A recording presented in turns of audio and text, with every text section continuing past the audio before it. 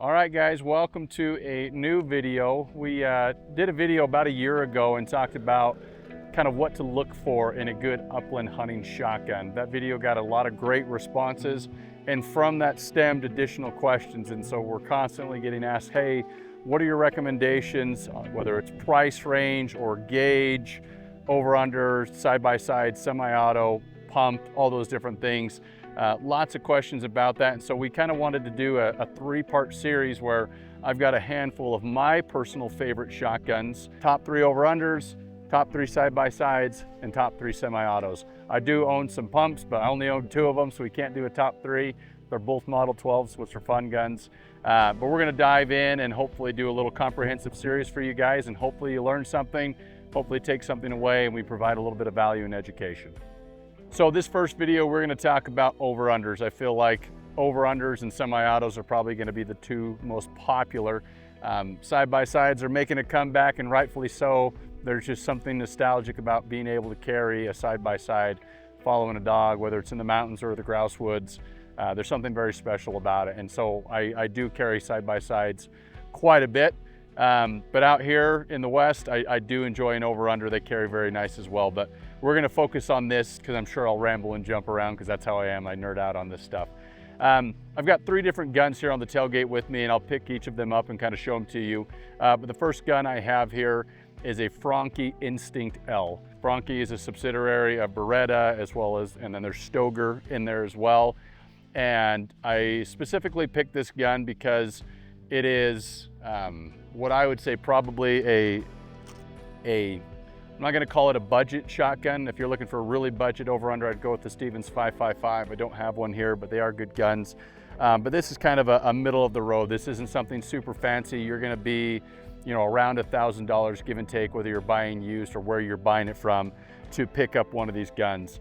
And they've come out with additional models since then, but when I'm looking for a shotgun, this gun really checks a lot of the boxes as far as the specs. I really look for weight of gun. For me, a 6 to 6.5 pound gun is really ideal. So even though I've got everything from 28s up to 16s, most of those guns are falling in that 6 to 6.5 pound range.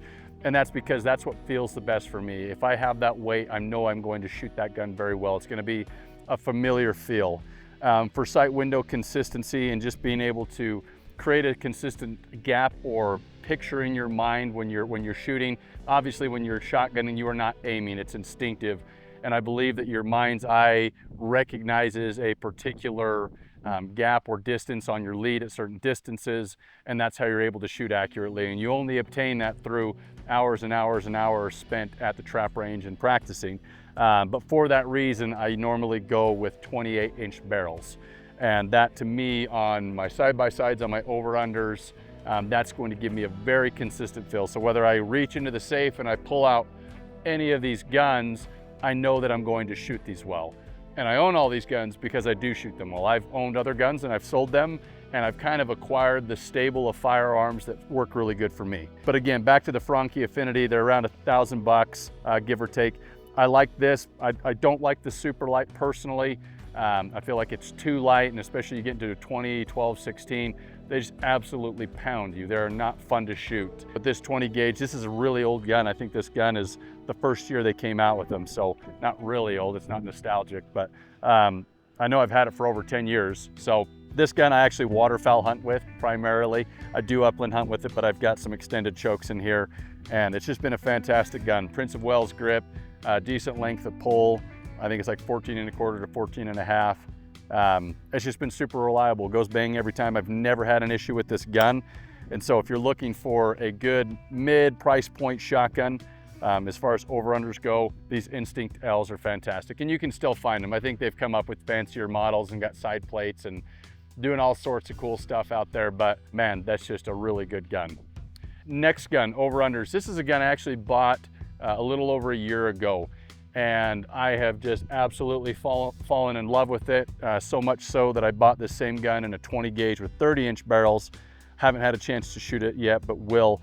This is a Fair Pathos.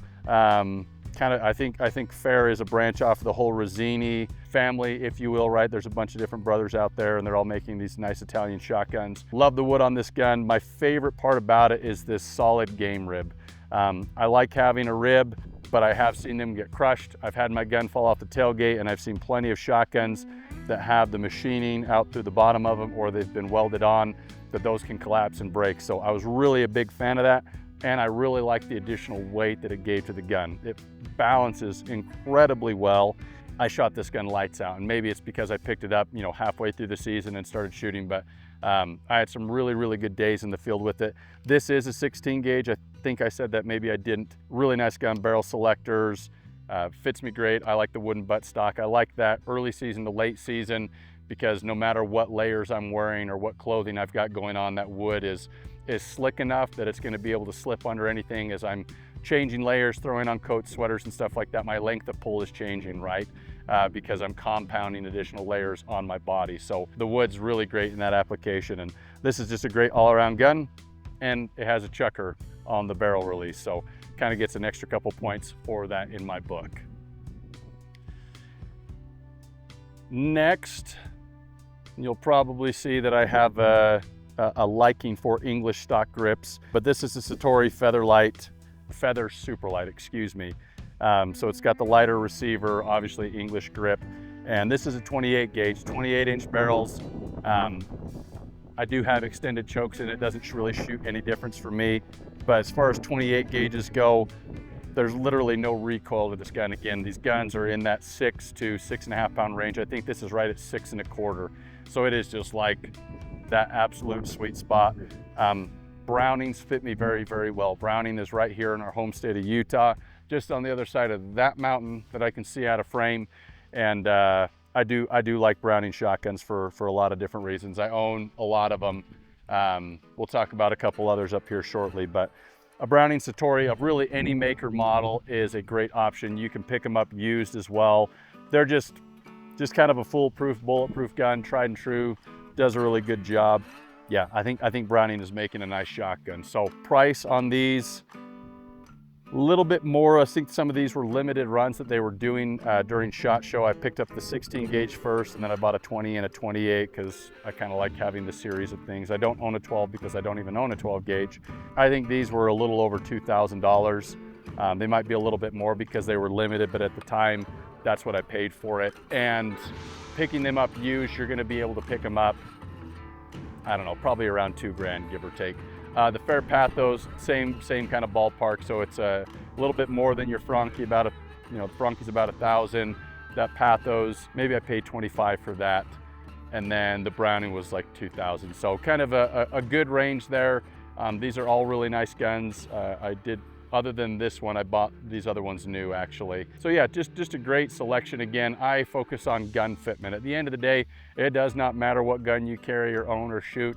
If your gun fits you, if you practice and have a relationship with your gear, you've shot a couple flats of shells, and you're patient and you're choosing good shots in the field, doesn't matter what gun you carry, you're gonna find success. But these are 3 over-unders that I have owned and used and enjoyed and can recommend with confidence. So hopefully there's a little nugget in there. If you guys have questions on them, let us know down in the comments below, or just shoot us a DM. We're always happy to help you out. But hopefully there's something insightful here. We love shotguns. It's fun talking about them. We're sure you guys are too. But thanks for watching all the way to the end. Make sure you hit the subscribe button, do all that fancy stuff that everybody asks you to do. It's always super helpful, and we appreciate you watching. Thank you.